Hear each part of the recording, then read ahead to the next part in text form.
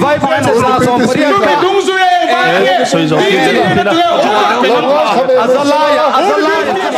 Heram le chungchang ayan nal en boy anita nal en boy anita tu ngani hi mi puida ka bang chuan West One bial tu MLA za om takilo so mangu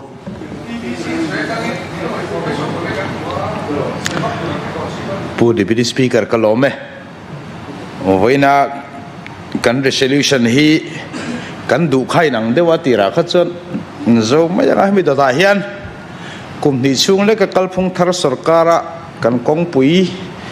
lo that chho dan vel te le kan healthcare a ma son na lam kha kan soidon mo ka te ma ro chu hun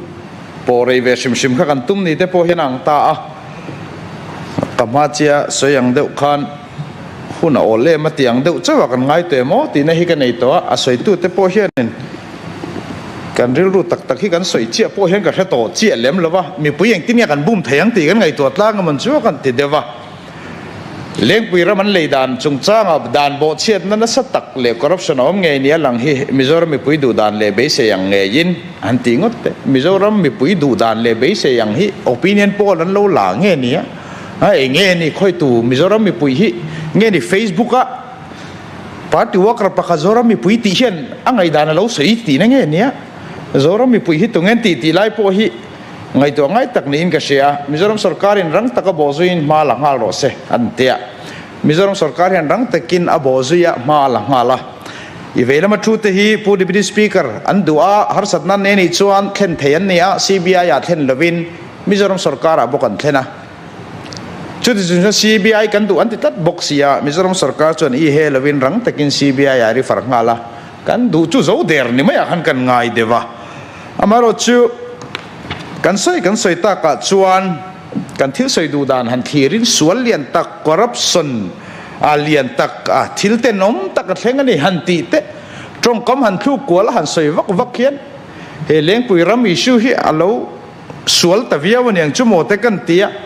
kan soi du dan a hian kan soi pol klet le ngala atam tak pe jong kan khet pol ve khim shim mi pui po kan ni lo voinia soi te hian in a Air Force ne na an hlan ti te Lengpui Airport leitira te min nga ya min suat sala Lengpui Airport Committee chairman kaloni boxia mi pui te thu di khil khia di kan tum lo ve de shim ni te po hian alanga thil tam tak kan han tia Lengpui a chuan kan han te airport kan han tin zone lui rudeu khet te aron ir chua dan lai hi kan du ro ni chuanin kan hun lai kan lo ti fel ve kan ni khamo chiang taka ka khiat thoi dan phei chuan noi zanga hi chu party fan turane noi zanga hi chu kata turane an ti in lai ya longai khatu pa po kha bula chu kha voine suma muta kan muta lo wangin ZPM sarkar hen dong ve turan ngai an ron phi chung ani ti kha chiang takin ka lo sha thoi ve boka kan boy na hi thil dang vak ni po hen ka he to che lem lova he issue hi atira khan helai assembly house a khan Pu Deputy Speaker soi chuak tu ma saberni in ka in sheboka voinia kan khel tura kalo ngai hi mi puiten he na chiang taka han soi lan kan du masaka chu khulaya voinia kan khel kan resolution an ron put hi airport ramani lo airport ram ne ning kung kai na ne lo ani lo ti hi mi puin she se ka dua tin voinia hen Lengpui chau kan se si phir rama hian Henry la rem sang hi atel ve ve eng wanga Lengpui chau soi nge kan ni selective ani helaya commission minglanga kan ti hi kan lo khiat ve dan chuan atel ve ve reng ma se Lengpui chau kan soi dua chu chu mi pui ril ru kan hroi koi du na ani a har sat na om lo ti chu lang reng maya si phir mi chu dana dika Lengpui mi chu dana diklo kan ti na deu nge hei poi ron soi chiang sela nikina resolution pulutu khan tin sarkar sum bo mal ron da Mizoram sarkar sum hetizat ti te kan soi luai Mizoram India ram sarkar sum ania compensation reng a hi NHIDC lan niamo railways an niamo tu na mi po ni sela dana nga acquisition ti ani to nuwa kala account alut maya kala inta sem chuak me Mizoram state sum bo ma hian pakhat poron lut lawa chuak bok hek lawa heng kan thil soidu dana zir hian mi pui hi i kong diklo kan in ko mu in ka shedewa voinia karon soi chu du chan berla ya chu a procedural lapse กันทิลตีดานายเห็นดิแกมาดิกเลเวมตีข้ากัทุสอยข้าละไงข้าเทนออกมาเฮรัมอินเลยเฟลนี่มาก็สยาคานเองวางินเง article 371G กันเตีย ownership and transfer of land นะฮีกัน state legislature ทุนไหนนะอันนี้เวบอกสินเองวางินเงเหตียงะ cabinet decision พอเทงพักแล้วเฮงตีเฟลเวกันนี่ตีฮักก็สยนี่ค่ะตีฟัมกิมโลโตกพวกกันโลนี่เทตีดิกโลโตกพวกกันโลเทเฮรัมเฮนำอะหิมเทนะตัวไงตัวตู้เต้นอสุมเชียนไงตัวนี่ไว้เนี่ยเห็นอันนี้ไม่เทจูมีอากาศน่าชวนนู่นไม่เทจ้าสมควรประกอบเห็นยังไงสอยโซเชียลมีเดียพาร์ตี้เฮนรี่อากาศน่าจะยินตัวอากาศน่าเงี้ยช่วงหนังอุติบักขันไงตัวเราเนี่ยเฮรัมฮิเมมเฮรัมกันอินเป็กดานายเห็นลูปโฮลส์อ๋อเมมอาโคจุไลลูปโฮลส์จู่อีเสียมทางอุติฮิตรงกำขัดพวกกันละไงขลุ่ยไว้นี่ทั้งนั้นซุ่มอาจิลินกันอาจิลากันโลติชินโตดานั่นเนี่ยซุ่มข้าเอรุตัวไรไงคิดนั่นแต่ข้าวอมซะตาเฮทิลโลอิรชวดสันดิกตะกะฮิจูอาซุ่มอาข้าขยะเงี้ยกัลตีเจียกันไงตัวกันรำคู่กันอุ้ยโลชิมสีพีรมันเลยขี้กันปอยสโลชิมปูปุยรำมาแอร์ฟอร์สรำเลยขี้กันปอยสโลชิมฟาร์โกนั่นเลยขี้กันปอยสโลชิมอินเดียนแอร์ฟอร์สเองนี่โจกนี่นิมินลุกะโจรัมนี่กันมังจวะไอโจลบอมนั่นนี่เนี่ยสวยพวกกันสวยชวกไปโตเราข้างแต่ข้าเราวิ่งกันแล้วเราชิมเงี้ยแอร์ฟอร์สไอ้กันใช่หรอวะเฮรัมมังไอ้น่ะทั้งทาร์แต่กันอินฟุยทาร์นัชินเฮรัมไอ้เฮียนินนังเล่เกยตันเรามีดังตันมุนอมเราเตียกันเราอินฟุยเวนัชินนะคะวันนี้นำปาร์ตี้อินที่เตียนกันเตียกันสวยชวงกันโตไงเราซุ่มบวยกันบวยโตนี่ฮีเฮรัมิขัลโจเวกไม่ละตูน่าคอลลาบารีโป Chief Minister อินโซมาสเตทเมนต์เลยเฮียละไงปะเฮ้ยฮิดานะดิกโลงัดติงเฮติโลจังคัลโตโรเซกันรามาคุยชิชนันรันในดูนี่จันเซ็นทรัลกัฟเมนต์ปอนโรเซคนกระเรนลิซามีนี่สวยกันในเวียงตินอบิกตะกิน 371G in ownership and transfer of land นะกันทูโลจวนติลวังติได้กันจังโจยโดนละเวมนี่วันนี้ด่านเสียงตัวเต้นวันขัดตันกวดเต็มจู่ทิลจู่ผู้ดีพีสปีกเกอร์เฮรัมเฮนำอาชูงเจงแต่หิมนัตุรเงี้ยกันไงตัวสุมาเลยเทเลขัลเทเลเอรุเทเวกายเห็นมีปุยฮีมีจู mentality อาจวนไงตัวนักกันไงตัวนั้นมีสมรู้สักกันตุ้มตีฮีไว้เนี่ยก็โซน่าเนี่ยกันนักเก่านะสุมาลูเวตักโลวังไม่ยันนี่เงี้ยนี่ตีเตมีตั้มตักทลายตั้มโจกไงตัวนั้นทีร์มาอุละอันโลตีชินดานเรงอันเนี้ยวันนี้ยันนักเก่านั่นลูตัวระเตยผู้มีเงินแต่เขาเฮียนั้นไปดูระวังจู่ๆ ZPM สกัดสุมาโลช่วงแต่เสีย ZPM เฮียจังอันอมันยังตีเวลค่ะอันยังอันนี้ไม่เทเชียงตะกินกับเฮทอยจู่พอดิกโลกันเตโลซุมมันนี่ซุมซุมไล่บักวันนี้สวยหันกันละสวยโลเร่งเองฉันจู่ๆนี่ต่างผู้ดีพีสปีกเกอร์กันเวฮิเฮรัมฮิเงซุมเฮรัมฮิเงซุมฮิกันมาโมเฮรัมกันสวยนี่แลนด์สแกมคุยไล่จุงสแกมมาจูแลนด์สแกมมาจูลองสวยเสียอินทุสวยส่งขันคุยอย่างเงี้ยสแกมมาอัติเฟลตูข้าอันนี้นั่นดิกตะการชวนสังนิสมนีปฐุมเซปเทมเบอร์นี่เรียกขันอีกที่เนี่ยกันที่ข้า reflect เลย2013ด่านกันบังอ่ะข้าด่านข้าคุยอะมาจอมอมโลปัลจูตาคุยโมเรมจังไลน์ลายจะซุ่มเชี่ยขันเร่งอันนี้จอมอมโลวันนี้ชวนเองที่เนี่ยจูจีนคอมเพลนงั้มโลเองฝ่ายเนี่ยโก้เต็งกันงั้มโลเชี่ยนี่ค่ะคุยชวนเนี่ยด่านจอมโลน่าอม reflect ลาร์อมมาฮาวา Mizoram Land Revenue Actโกตินะอาศับไซด์นูพอเองฟังเราลักลปุยลุยเงี้ยนี่ทุสรการเงี้ยนี่ไว้เนี่ย reflect เลย2013ขันเองฟังเงี้ยด่านองชวนเองฟังเงี้ยมีปุยเตะท้องตะตีเนี่ยตุ้มไว้เนี่ยผู้ดีวิธีที่ส่งปังอาสานี่ส่งเนี่ยปังนี่จะใส่กันเลยดูข้าด่านกันมาเลยอ่ะข้าตังขันบุลตันสามนี่ส่งปักว่า Indian Air Force Eastern Air Command จังเลยครันเทงมาสับเบอร์กตูเนี่ยนะไงเทนเฮ้ร้อนกันเลยมาด่านี่สปีกเกอร์คำพูดมีส่งกันนั่นเลยพูดยังมาพูดกันหมดเชลวันเทียมมีก็ช่วยดูได้ไม่พูดเชียร์ช่วยมีคนด่าแลนด์สแกมเลี้ยงมีคนด่าแลนด์สแกมแลนด์สแกมมีคนด่ากันหมดเชียร์ตีทุกสัปดาห์กันหมดเชลวันแลนด์สแกมมาจู่ลงไอ้ขัดเจียงโรเซ่ อันนี้เลยสร้างสมบัติเลยบาร์รังในตู้ที่เราเนี่ยวันที่เราที่ขัดเลสเจสขัดสวยเอ็งว่าสิ่งเอ็ง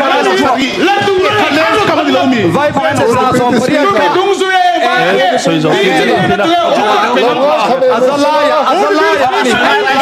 อาซาลายกันใช่กันเน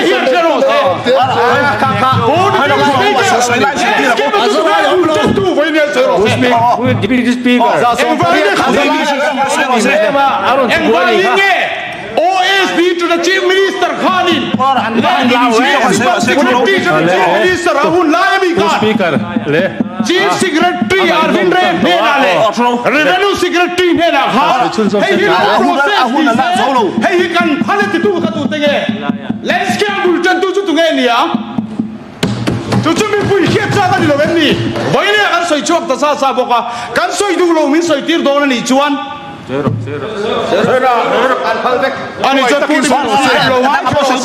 landscape chu khoi angel asoi hun chu single bench in Mizoram Land Revenue Fair Compensation Act apai thak nuwa division bench ka le lai po petu te khatu te nge kan ni voi ni hen ka soyang SIA exemption kanti lai khan Mizoram Land Acquisition Revenue Resettlement Act have he kum sang ni som ni pani 29 July hian SIA exemption he Minister of Mizoram Honorable Chief Minister hian ape dei to hey hi en lovem ni SIA exemption dik lo te kan ti tiro hey hi January ni som ni sang ni som ni pathuma ko ta subjudice ni lai in Mizoram Land Acquisition Rehabilitation and Resettlement Act sang ni som paruk angin BOPCM na zong border post boy exemption pe kan ni khati lai khan voi khat po kan soi ngai em da na ni lo kan ti em chung chu eng wa nge voi ni ram mangai tu in ti te hian Mizoram dan kan siama hian he ram hi article 371G kan ka chuatia au puya te hian voi khat po akan soi lang ngam lo ni hitro aza thak thang tar ten chu tung chiang eng wa nge he kan ka chua kan ti ve he ram nei na le thu nei na le dan manga kan transfer thei nei kan ta nia he hian ni na nai kan transfer thei lo ti tingam lo kum nga chunga man mo taka September sang ni som ni pathuma phaichen Pu TBC Speaker he man mo taka ti ni se tia DC in sarkar permission ala khan sarkar kan ti ju kan secretary ani Secretariat po thenglo Revenue Director in hey hi NOC pek to an engin pek non lenia no objection nia hey hi aram kha akhar za som li pali tanga za som panga ati tlak leni khan aji di sai kan pome ron la ro ti fel tu te kha tu te nge ni landscape chu tu siam nge tu sarkar ti nge ZPM lo sarkar ke voi khat po le kharon theng to hey sarkar siam he sarkar siam ni lova ati ra tanga poisa boila in pe pe thum ka sarkar to ti te hian Pu TBC Speaker tam thum ka sarkar ti te hian khati lai jong khan thil ti lo ti khelo mem ni khati lai khan sumom lo wa in man ngai lo ti so mem ni voi ni sum lo pe swani ka ba eng wa in ti dik lo ta dan har chuak tharta nganin ngai ta khat ma zo ma dan ti dik lo ka dan dik ve ka mon ti na em ni Pu TBC Speaker a zo thei do te mo ek zo te me Pu TBC Speaker minute khat chi ala nia minute so panga pel pu kanom khamo kan soi du tak tak ni chuan i soi amu bia cham thar te hian loen ro se voi nia TV tengin loen ro se life en tu zo zai den hi lo khrewe to te se he ram hi tu mangai tak tak he ram mangai na tu rata na kanin hung big na article 371G kan chuan em voi nia dar kar hei chen kan soi to no soi lang ngam lo party thang thar te hian kan thia sin kan ka chuale kan sa chuate kan soi te khan eng vai nge sarkarin dik lo omani chuan CBI in chiro se article 371G kha manga ron over ron ti to sarkaran ni Pu TBC Speaker ron hun za min di boy zel chung pen ka soi don tho ani chuan eng vai nge CBI kuta sarkar na peto Congress in an peto hero se lingro se helaya mi pui doi tuma enga nge diglo zonga kan soi kwala mi pui khan lal te hian kan hun kan khoral mai jok ni a zo thei do to em cái dấu trễ pe Pu Deputy Speaker không ai takin ano ti boy sing chú vangin min ti boy zel chuan in ke poka soi lui ve char charang Pu Deputy Speaker zo Khudik lo kan kan ti ti thu dung to ne Ministerial bel tu ML zom tak pokhan Pu Deputy Speaker soi tu ra omlo ati to kha mà se omlo chung chung in kan soi lui vek si a chú vang chen ke chuan om ka ti ve thung to don soi po tum lo kan pom lai te kha a to beratan Pu Deputy Speaker a zom khop mai kan soi du chana chu enga tinge a vuak tur lai a tlong vuak a madap kan soi ang deuh chawani a hun lai ti du si lo mani thil ti sualan ti chonan mani kha ti sual tun ni a kai kuang the du chona kai kuang chun mani ni correspondence voice om lichuang lo nei tu te kha ZPM sarkara hian correspondence pakhat po Indian Air Force ne na mo Defense Ministry ne na po om ve to lo nuwa eng wanga heti tak mai ron tingen ni ta anti turang lo ti fel tu te hian kan ti sualan ni nga ti lo chu wang chuan voinia he sarkar chak tak hianin ma ala meka akutami ni lo Chief Vigilance Officer ne na an complain po CBI kuta ahlan fel vector nuwa rang taka bo zuin ma langa ro se ti resolution an laron put lu hi enge chan ka tha thiam lawa chu wang chuanin kan pulut to he sarkar hian in CBI ko ta da to reng chak takin chui ro se kan duwa hi mi puite ro chon lo ngai kha se la she se la kan du chu voini hen kan ram kan ui reng lo leizo vek ro se poi po kan ti chi alo a poi mo zo kai ro chu he ram he nam he culture le kan society kan hum him na nia kan chal ve thin kum som ni ram boy min nuk luta India ram state dang te aya kum som ni chuang zeta maso na bultan tai kan ni chana wanga kan chuat chana he eng wangin nge kan soilan ngam to lo ti hiron soiro se he article 371 g hian min hum lawani chani pai ngamang u voinia land scam ti tu te hian land scam bultan tu chu tungeni thalai ten thang thar ten chevero se ti kha karon ti chuat chana dia ani ang ni lo hian Pu Deputy Speaker hei hi chak taka bo zui ni ro se ti tal ni ro se chuti ang ni lo chuan ke ni helama ding lama thu te tan chon pas ngam chi po ani to chi alo min pu dan zo zai khen ta la ati sual tu te hi thang thar te hian ron chui ve ve to ro se ti kha ka pin na ro se ko me phải tu nghe soi về tông này mo tu nghe soi à pung này hi nè ni hi mà ni group leader về ngay tên nít thứ soi đấy boy hiang ha lại là bằng hiang ha về tất tất này là tu này là so bằng u lông tài